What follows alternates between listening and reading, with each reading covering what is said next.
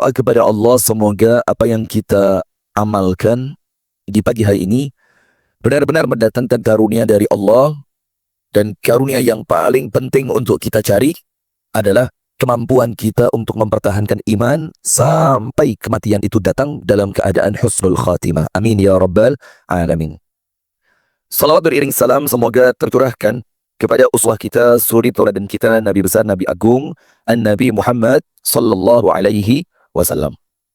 Baik hadirin sekalian, di pagi hari ini kami akan menyampaikan satu materi. Yang ini kalau di dalam agama Islam merupakan materi yang fundamental. Jadi apa fundamental itu?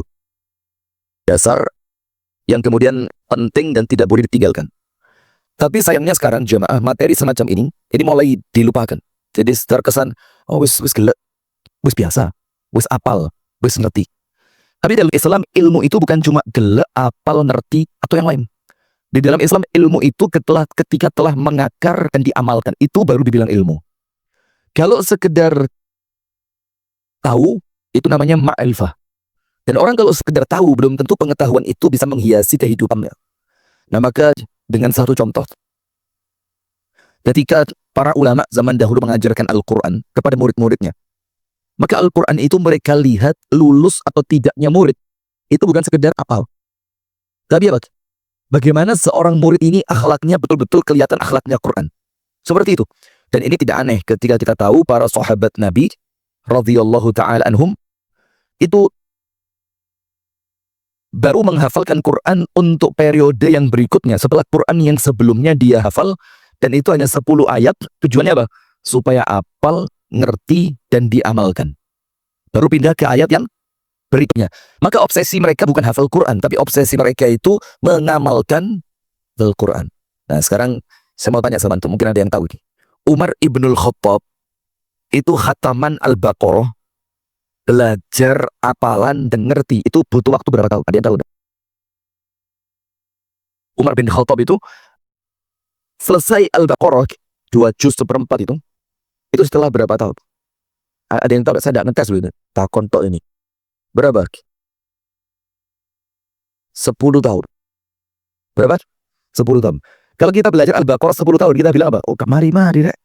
Mau tertoai. Nah, dilanjutkan oleh putranya Abdullah bin Umar, itu melanjutkan tradisi bapaknya radhiyallahu taala anhuma, itu mengkhatamkan Al-Baqarah lebih singkat, 3 tahun.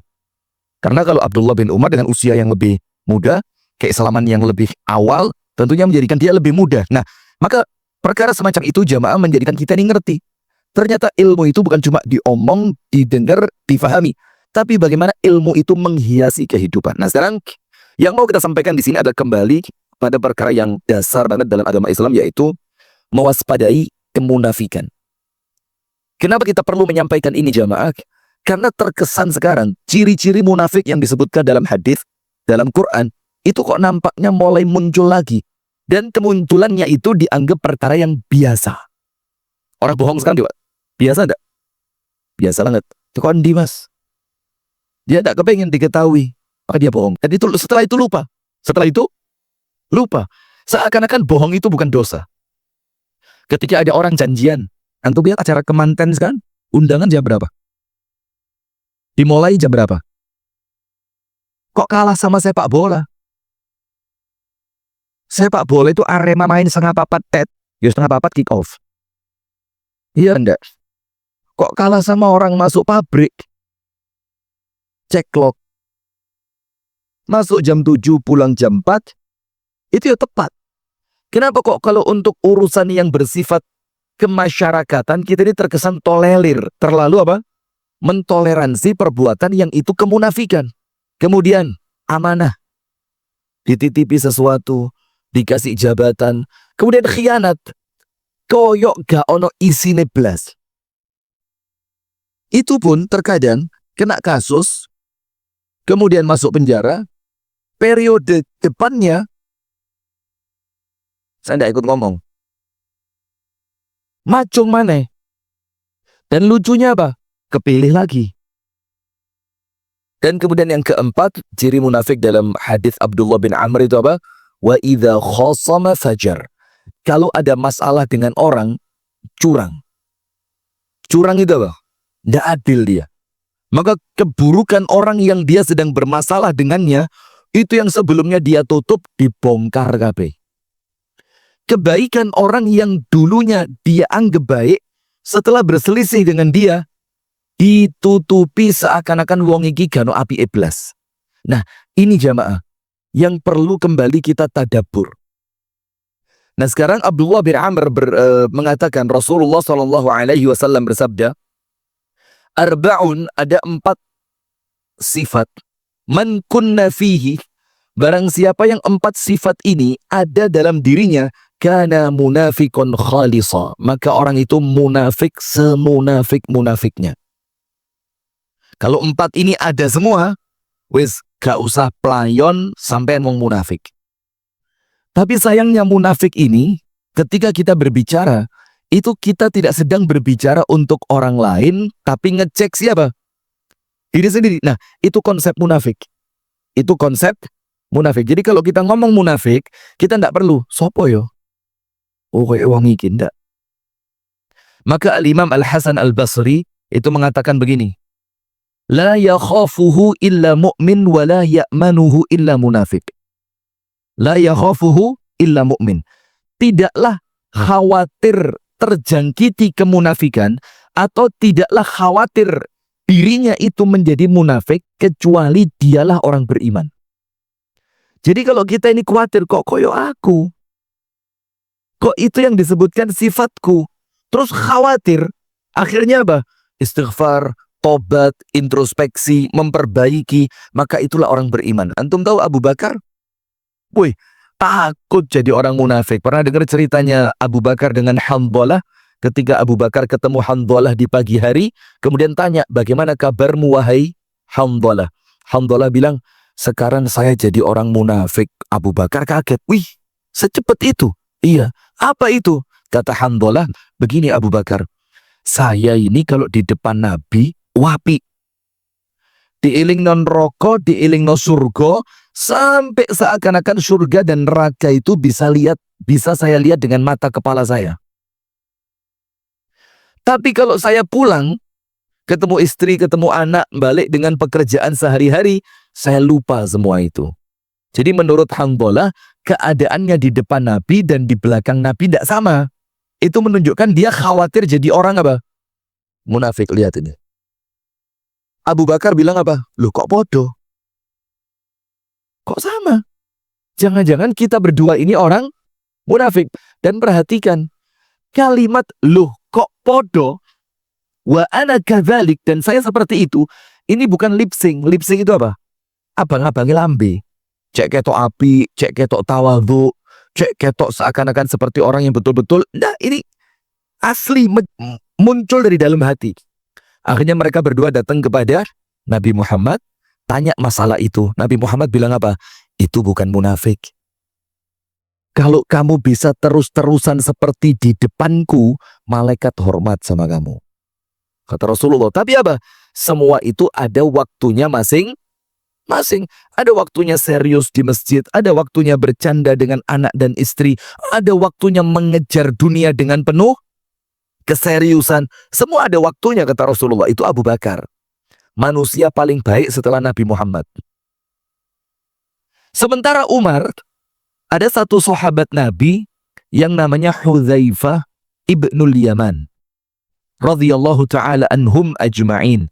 Hudzaifah ini dapat bocoran dari Nabi Muhammad nama-nama orang munafik. Nama-nama orang munafik. Diuber sama Umar. Diuber dengan makna kata diuber.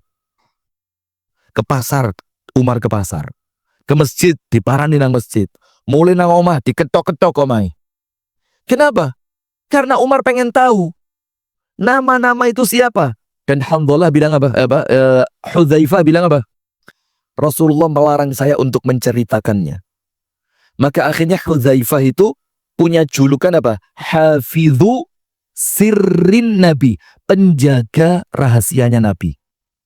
Karena Nabi Muhammad memberitahukan nama orang-orang munafik, ojo dikandakno nang siapapun, Hudzaifah pegang itu. Sampai kesekian kali sama Umar diuber, terakhir Umar bin Khattab bilang apa? Hudzaifah, saya tanya bukan karena saya pengen tahu siapa orang-orang munafik itu. Tapi saya tanya cuma satu, jenengku masuk enggak di situ? Coba lihat ini. Bukan tanya kepingin tahu, Pak Muhammad masuk apa enggak Hudzaifah? Enggak, tapi apa? Saya ada enggak di situ? Karena saya khawatir kalau saya masuk di situ. Apa kata Hudzaifah? Wa amma anta fala wala azkuru ba'daka ahada. Kalau kamu Umar, enggak ono. Tapi setelah ini saya enggak mau ditanya lagi. Karena ini rahasia Nabi. Kata Umar, apa peduli saya? Yang saya tanya cuma saya masuk atau tidak. Ini kekhawatiran, Pak. Dan kemudian ada salah seorang tabi'in yang dia cerita tentang keadaan dia bersama para sahabat Nabi. Dia bilang apa? Adraktu ishrina min sahabatin Nabi. Saya ketemu 20 orang, yang 20 orang ini semuanya ketemu Nabi Muhammad. Berarti sahabat Nabi yang ditemui oleh seorang tabi'in ini. Dia bilang apa? Dan semua dari 20 orang itu, semuanya dari 20 orang itu, yakhafu ala anfusihim an-nifaq. Semuanya kuatir aku iki wong munafik. Semuanya dari yang 20 yang dia temui tadi. Kita ini istiqomah subuhan tok, kus koyok malaikat. Padahal kita ini sholat subuh, tidak ada tantangannya. Gak ada tantangan iblas. Karena memang meripate wis melek, ngantu wis ilang, awak seger. Tidak ada tantangan. Beda kalau orang subuhan dalam keadaan ngantuk. Tapi memang iki kudu budal. Itu ada tantangannya, Pak. Jujur. Kita ini subuhan kesini ada tantangannya, Pak. Nggak? Nggak ono. Wong kita setengah apa terus melek kok. Setengah 4 melek. 3 turu wis gak kena. Beda sama orang yang betul-betul ngantuk. Nah, itu beda lagi, Pak. Nah, sudah. Maka Al-Imam Al-Hasan Al-Basri mengatakan, la yakhafuhu illa mu'min. Tidaklah takut dari kemunafikan kecuali dia orang yang beriman. Dan sebaliknya, wala ya'manuhu illa munafik. Dan tidaklah merasa aman, gak khawatir blas. Tidak pernah merasa perlu introspeksi. Tidak pernah merasa perlu untuk memperbaiki diri. Tidak pernah merasa perlu untuk njogo omongan, khawatir kecampuran ngapusi. Tidak pernah ikhtiar untuk komit njogo janji agar tidak terjatuh pada kemunafikan. Gak tahu khawatir. Gak pernah khawatir. Apa kata Al-Hasan Al-Basri? Fahuwa munafik. Lek gak wedi, yoiku wong munafik. Nah, kita masuk yang mana?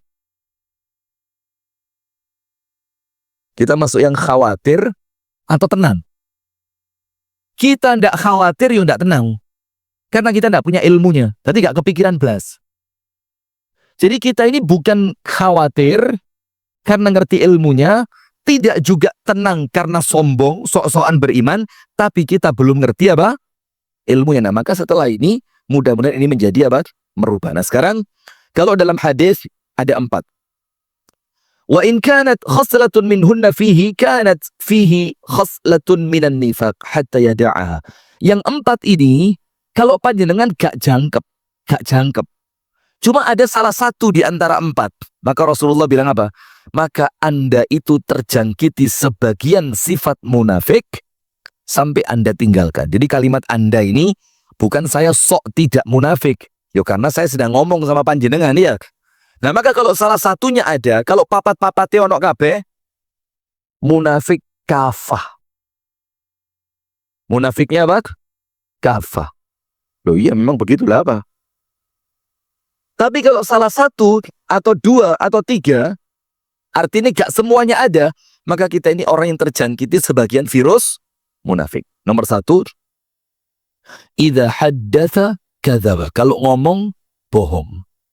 Sekarang lihat, kebohongan itu jamaah menjadi perkara yang lazim. Lazim banget. Ada uang kecilnya, Pak? Oh, nggak ada. Padahal di kantongnya ono. Ayo Anda kalau belanja di minimarket. Ada uang pasnya, Pak? Oh, nggak ada. Padahal ada, cuma malas ngambil. Kenapa Anda tidak ngomong, itu aja Mbak? Kenapa harus bohong? Tidak ada. Mas, ijol duit cilik enek. Enek. Padahal mek males tok. Subhanallah, subhanallah. Iya apa iya itu? Kenapa terlambat? Macet. Nggak ono macet, budale telat. Ini tidak usah dikayak guyon ini perkara besar ini. Termasuk kenapa kita itu bohong, karena begini Pak, karena kejujuran itu sekarang tidak lagi diapresiasi.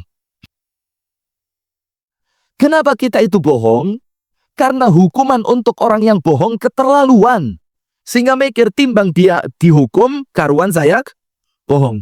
Bahkan sekarang, ya bagaimana ya kita mau ngomong? Tidak diomongkan, itu sudah menjadi rahasia umum.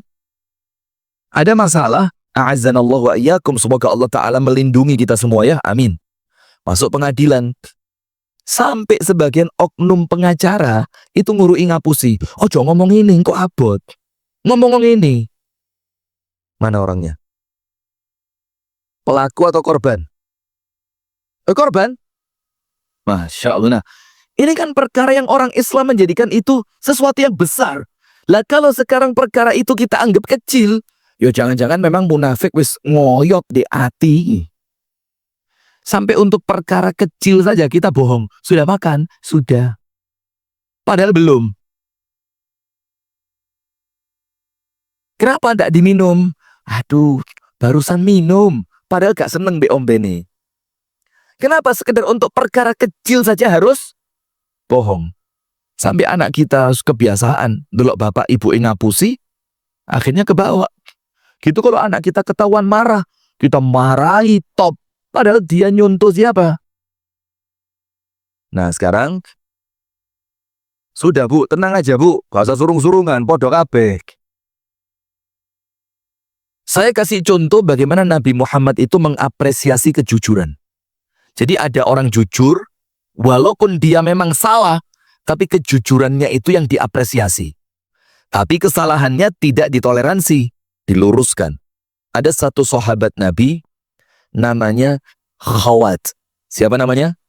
Khawat. Khawat ini masih muda, belum nikah. Ganteng. Ganteng, Masya Allah. Diajak perang sama Nabi Muhammad SAW. Dan ada di rombongan itu beberapa gadis perempuan. Untuk apa? Bantu masak, ngasih minum pasukan perang, merawat pasukan yang sakit, macam-macam. Itu tugasnya perempuan. Setelah pulang, di tengah jalan Rasulullah mengatakan kepada pasukan apa? Berhenti dulu, istirahat. Sudah, bikinlah tenda. Nginep malam itu. Besok pagi Rasul bilang apa? Ayo siap-siap. Tendanya dikemas. Kita lanjut jalan. Ketika Khawat ini keluar dari tendanya, ndelok wong wedok ngelumpuk lungguh bareng. Duh, kok ada perempuan? Namanya anak muda durung rabi, kepencut. Tarono lah, ngobrol-ngobrol. Kalau bahasa kita mungkin apa? Yes. Basa-basi lah, ngobrol biasa lah. Tapi dia masuk ke tendanya dulu, salin kelambi, gaya minyak wangi, rambutnya dirapi-rapi. Duduklah sama perempuan tadi, tanya, ngapain? Beres-beres. Oh, gimana kemarin? Capek nggak? Oh, biasa. Terus ngobrol. Nggak lama setelah itu Nabi Muhammad keluar Sallallahu Alaihi Wasallam. Ngelihat, loh, kumpul wong wedok. Padahal bukan mahramnya. Dan itu dalam Islam apa? Nggak boleh. Nah, termasuk ini saya mulai hilang. Kumpul wong wedok itu dianggap biasa sekarang. Duduk bareng, ngobrol, ngakak, guyu. Nggak boleh. Kaku era Ustadz kayak Kanebo Garing. Itu di mobil saya ada Kanebo Garing. Kanebo Garing itu lek dikai banyu, balik lemes. Kita ini luweh tekok Kanebo Garing. Dikai banyu gak lemes-lemes. Jadi ilmu itu ibarat air yang seharusnya itu ngelemesi. Sekarang harus dikai ilmu, panggang, ngotot, ibu-ibu itu loh. Sabar Bu ya. Guyon Bu, Masya Allah. Tenang aja Bu. Wong munafik itu lek dikandani gampang tersinggungan. Nah kalau kita ini, ayatnya lihat. Yahsabuna kulla sayhatin alaihim. Mereka mengira setiap omongan itu untuk mereka. Jadi lek ono wong gampang kesindir. perlu dicek hatinya. Dan saya begitu, Pak. Saya ini buka statusnya teman itu. Wih, ngeplak aku kurang ajar hari ini. Nah, itu berarti munafik. Nah, sudah sama Rasulullah bilang, ya Khawat, kok di tempat perempuan? Ngapain kamu? Balik, duduk. Ketemu Nabi Muhammad. Ya Rasulullah, farra'i bili, untaku hilang.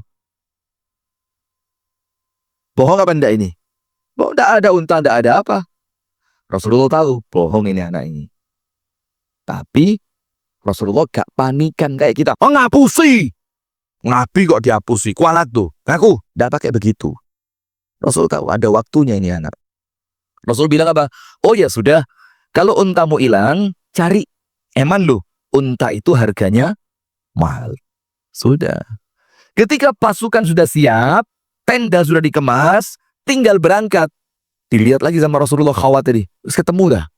Aduh, belum ya Rasul. Dari 1 kali bohong jadi berapa? 2. Rasulullah tahu ini anak ini bohong. Cari, kata Rasul. Nanti lah hilang eman loh. Regoni larang.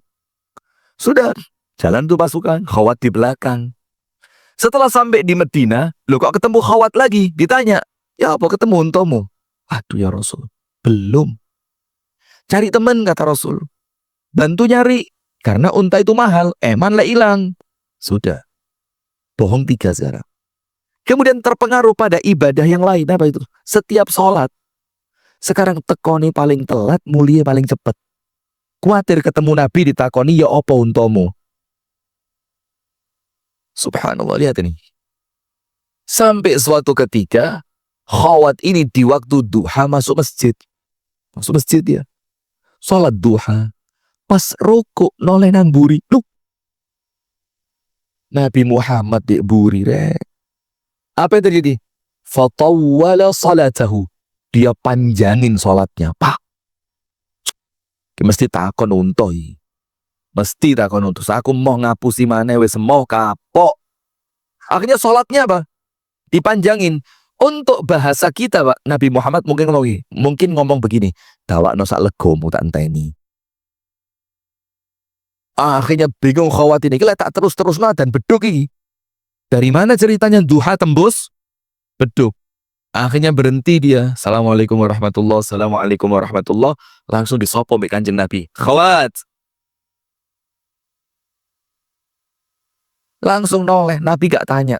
Ya Rasul, boten enten unta hilang, boten enten. Wes ngaku kapok kula ngapus ini kapok. Cuma kemarin itu ya Rasul, saya ini kepincut ngeliat perempuan-perempuan itu kemas-kemas. Tak parani lah kok panjenengan langsung metu ya Rasul. Masya Allah.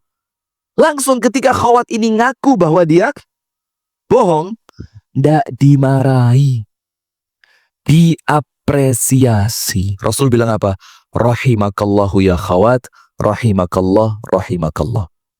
Semoga Allah merahmatimu, semoga Allah merahmatimu, semoga Allah merahmatimu. Langsung pembicaraan dibalik. Kaifa abuka ya Khawat? Bapakmu kabari piye? Dirubah pembicara. Nggak apa-apa, biasa aja. Kita latihan jadi orang mukmin tepat waktu. Mandek ya mandek. Tapi kok panik, gak enak erap. Ya, baru mulai. Sudah lanjut. Langsung Rasulullah pindah. Bagaimana kabar bapakmu? Karena biasa orang itu kalau salah, konangan, panik. Sama Rasulullah diubah pembicaraannya. Bagaimana kabar bapakmu? Wis, mulai cerita bapak. Nandur kurma Ustaz Rasul. Ngene. Oh ya wis lah. Setelah itu jamaah, baru 10 hari kemudian. Gak langsung loh. 10 hari. Ngelihat suasana mulai tenang, Khawat sudah mulai nyaman segala macam, baru Rasul mengatakan apa? Alaikum bisidqi fa inna sidqa yahdi ilal birri wa innal birra yahdi ilal jannah. Yang jujur, ini ngomongnya bukan buat Khawat. Untuk semua sahabat, hendaklah kalian jujur, karena jujur itu membawa pada kebaikan. Kebaikan itu mengantarkan pada surga. Dan jangan sampai bohong.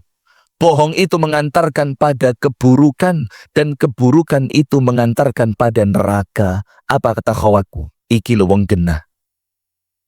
Kalau Rasul mau, Rasul akan menyampaikan ini di awal saya berbohong. Ketika saya ngomong, unta saya hilang. Tapi tidak.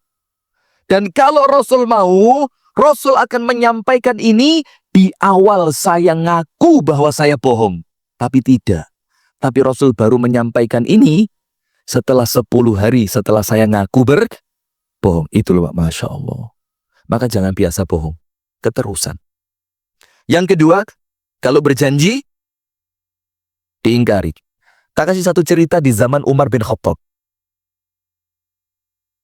Ada satu sahabat namanya Abu Dzar.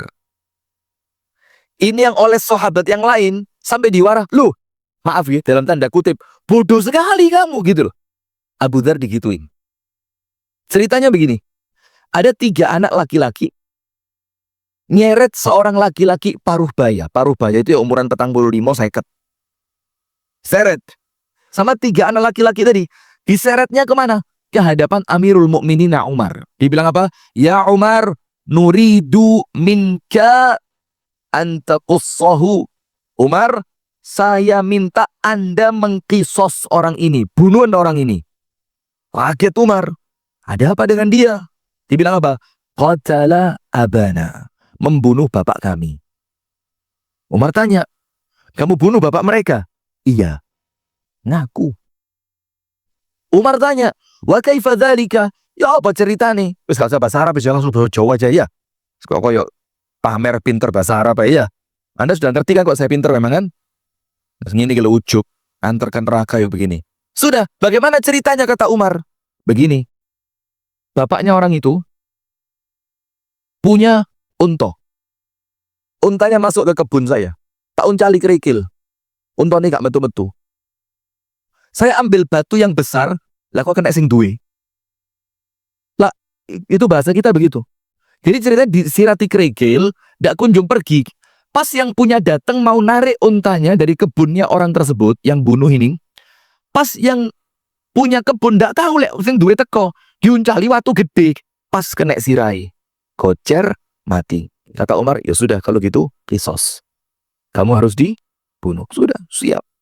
Dan itu kejadian ba'da asar menjelang maghrib. Sudah siap semua ini orang ini. Al-Gojo siap. Para muslimin sudah keliling semua. Ketika laki-laki itu mau dikisos, apa yang terjadi? Laki-laki itu bilang apa? Tolong saya dikasih tangguh 3 hari. Saya mau pulang dulu. Saya mau pulang dulu. Bayangin. Mau dipatenin jaluk. Minta tangguh. Kenapa? Saya mau pulang dulu. Di rumah saya punya anak-anak yang masih kecil. Dan ada istri saya. Dan rumah saya jauh dari sini. Kalau saya tidak pulang kalian bunuh. Tidak ada yang menyampaikan berita tentang saya. Nanti mereka bingung. Saya siapkan dulu makanan untuk mereka. Saya siapkan nasihat untuk mereka. Saya akan memberikan wasiat untuk mereka. Setelah 3 hari saya balik ke sini. Bunuh saya. Apa kata Umar? Wamani, sopo sing mau jamin kamu? Kalau tidak ada yang jamin ya apa? Kami tidak kenal kamu siapa, kami tidak tahu rumahmu di mana, dan kamu punya peluang untuk kabur kemana kamu mau. Lah kalau tidak ada yang jamin, ya apa? Kalau kamu pergi, yang dibunuh siapa? Noleh ini, laki-laki Badui ini, noleh. Sopo sing gelem jamin aku? Ditanya, tolong, siapa yang mau nulungin saya? Tidak ada satupun angkat tangan. Nah, karena kalau mau ya termasuk konyol, ya apa enggak? Enggak tahu di rumahnya mana, qabilahnya apa, kabur apa enggak. Di ketika semua sahabat itu hening, Abu Dzar angkat tangan. Ana kafiluhu. Aku yang jamin dia. Kaget Umar. Umar tanya, Abu Dzar, kamu ngerti kamu jamin dia ini? Kalau dia enggak balik, kamu yang dibunuh. Kata Abu Dzar, siap. Biar dia pulang. Kalau kira-kira panjenengan berani begini, Pak? Ya jujur aja, gak mungkin Pak, gak goblok-goblok nemen lah. Iya, subhanallah. Abu Dzar angkat tangan, saya jamin dia. Kamu pulang sekarang. Dengan sumringah itu orang cepet-cepet lari pulang dia. Jatahnya 3 hari, deadline-nya adzan maghrib. Sudah, pulang dia ke rumah istrinya sama anak-anaknya, siapin makanan, siapin wasiat, dia cerita apa keadaannya. Hari ketiga ba'da asar, orang ngelumpuk. Ngelumpuk. Nunggu. Matahari hampir tenggelam. itu laki-laki belum datang. Rame orang. Pak Abu Dzar. Habis kamu Abu Dzar. Nggak balik orang ini Abu Dzar. Ditipu kamu sama dia Abu Dzar. Kamu mau cari dia kemana sekarang? Kamu nggak kenal siapa dia. Kamu nggak tahu kau bilangnya apa. Bahkan pun boleh jadi dia telah kabur. Abu Dzar bilang, enggak, saya yakin sama dia. Saya percaya sama dia. Sudah hampir tenggelam. Kelihatan dari kejauhan laki-laki bilang apa? Anzirni. Entara no se. Ngambil lari, teriak-teriak. Sampai datang di tempat itu, ternyata laki-laki yang kemarin minta tangguh 3 hari. Orang tambah kaget lagi. Apa kata orang-orang? Lapo balik. Gak balik loh, gak ada yang ngeruh. Gak ada yang tahu. Diam dia. Setelah orang ini kembali, Umar tanya sama Abu Dzar, Abu Dzar, kamu kok berani jamin dia? Apa kata Abu Dzar? Aku takut nanti akan muncul cerita orang Islam tidak percaya dengan saudaranya. Maka saya percaya sama dia. Maka saya taruhkan apa? Nyawa saya. Karena orang Islam bukanlah orang munafik yang akan mengingkari janjinya. Ini loh Pak. Kita wong utang 1 juta loh, jaminanmu opo? Bayangin saking rusaknya kepercayaan di antara kita ini. Gak ana percaya saiki. Anakku tuh budal sekolah di Solo gak ono duwike, utang oleh age biaya travel. Tenan engko pinjol, engko judol iki gitu. Hanya untuk duit 1 juta, duit kecil loh Pak. Nggak percaya kita sama teman kita. Abu Dzar bilang apa? Saya takut nanti dibilang orang Islam gak percaya mbek dulure. Terus ditanya sama si pembunuh yang balik tadi, kamu ngapain balik? Dibilang apa? Saya khawatir nanti muncul cerita orang Islam tidak mampu menepati janjinya. Ketika 2 orang ini telah menunjukkan kehebatannya dan jauh dari kemunafikannya, 3 anak yang minta pembunuh bapaknya di kisos bilang apa? Afautu anhu. Aku maafin orang ini. Saya tidak jadi kisos dia. Loh kenapa? Karena saya khawatir nanti muncul cerita di anak cucu kita. Apa yang terjadi? Orang Islam sudah kehilangan sifat pemaaf. Itu loh, Masya Allah. Ini loh, orang munafik itu kalau janji dikhianat, diingkari. Ini orang beriman kabeh ini. Abu Dzar iman. Orang yang tidak sengaja bunuh iman. 3 anak-anak itu yang bapaknya terbunuh iman. Sampai muncul keindahan Pak. Tapi kemunafikan itu kotor. Kemunafikan itu apa? Kotor, menjadikan masyarakat itu tidak indah. Tidak harmonis. Karena apa? Semuanya khawatir dibohongi. Karena kebohongan telah menjadi perkara yang biasa. Semua khawatir kalau dijanjeni gak mungkin ditepati. Karena apa? Mengingkari janji merupakan hal yang tidak boleh. Kotor. Terakhir, yang ketiga. Wa idza u'tumina khan. Kalau dikasih amanat, khianat. Nah ini bisa saya ceritakan lah.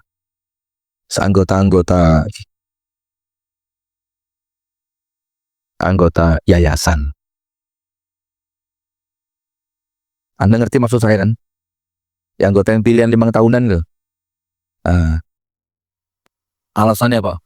Memperjuangkan nasib rakyat. Ayo, kalau memang tujuanmu itu, kan anggota-anggota itu kan rata-rata wis sugih kabeh, kan gak sugih mosok dadi, Pak. Modal yo gede. Maaf, ada di sini ada ya. Modalnya besar loh Pak. Saya punya teman di Kediri. Saya nasihati mulai awal. Ojo. Saya bilang. Kolam kita bukan di situ. Kolam kita ini masjid. Kolam kita ini majelis taklim. Kolam kita ini sosial. Ojo masuk ke sana. Nanti saya akan memperbaiki dari dalam. Alasan yang klise sudah. Subhanallah, antum tahu. Saya tahu sendiri dengan mata ini. Habis 2,3. Gak tadi. 2,3 M. Gak jadi. Kenapa? Karena timnya dia nganggep guraan. Guraan duwe ini. Pak, uang untuk konsolidasi. Pak, uang untuk motor transportasi. Tek 2,3 gak tadi. Kalau jadi, apa yang dia lakukan? Golek ijol. Ini orang Malang. Anda kenal. sebelum nyalon datang ke rumah saya. Cok, kak sembun lah. Dibelani pak teko. Sampai saya tanya, anak iki penasaran, saya bilang. Piro sih penghasilannya RI itu? Yang RI, yang pusat. Berapa? Dia bilang apa? Bersih. Bersih. Nggak pakai korupsi plus. Iki pokoknya bersih-bersih. Cok. Betul-betul bayarannya dia, tunjangannya bersih. Setahun tidak kurang dari 2M. Jadi kalau 5 tahun, dia pulang bawa duit berapa? 10M. Maka kalau orang dagangan UTE, Pak, tok 05M boleh sesusuk 5. Iya apa enggak? Itu bersih loh ya. Ada yang bersih? Enggak dong, ngamuk Yusuf. Suudon Anda, astagfirullahaladzim. Katakanlah metu 5, sesusuk. Lu kerja 5 tahun untuk 5M, berarti setahun berapa? 1M. Yo kalah tahu campur. Iya apa enggak? Nah, tapi kan perlu fulus. Nah, kalau memang betul-betul menjalankan aspirasi rakyat, dadio, tapi gak usah dibayar. Ayo. Ayo. Kalau betul-betul aspirasi rakyat, maka itu yang terakhir, wa idza khasama fajar, kalau dia ada urusan dengan orang, curang. Misalkan dia punya masalah sama orang, cirinya orang munafik itu apa? Tidak adil. Padahal Allah berfirman, wala yajrimannakum syana'anu qaumin ala alla ta'dilu. I'dilu huwa aqrabu littaqwa. Jangan sampai kebencianmu pada suatu kaum menjadikan kamu tidak berbuat adil kepada mereka. Berbuat adil lah. Kenapa? Karena adil itu lebih dekat pada ketakwaan. Itu yang dapat kami sampaikan. Mudah-mudahan ya, perkara yang ringan ini bisa menghiasi hidup kita. Mulai hati-hati. Minimal kalau mau ngapus itu mikir dhisik. Kalau mau mengingkari janji itu dijogo. Jangan sampai gara-gara satu perkara itu kita termasuk dalam daftar orang munafik. Jangan gampang-gampang nerima amanah. Terutama uangnya umat. Dan yang terakhir, kalaupun ada perselisihan dengan orang lain, jangan sampai zalim, yang adil. Lek salah ngaku, salah. Nggak usah playing victim. Wallahu ta'ala a'lam bissawab.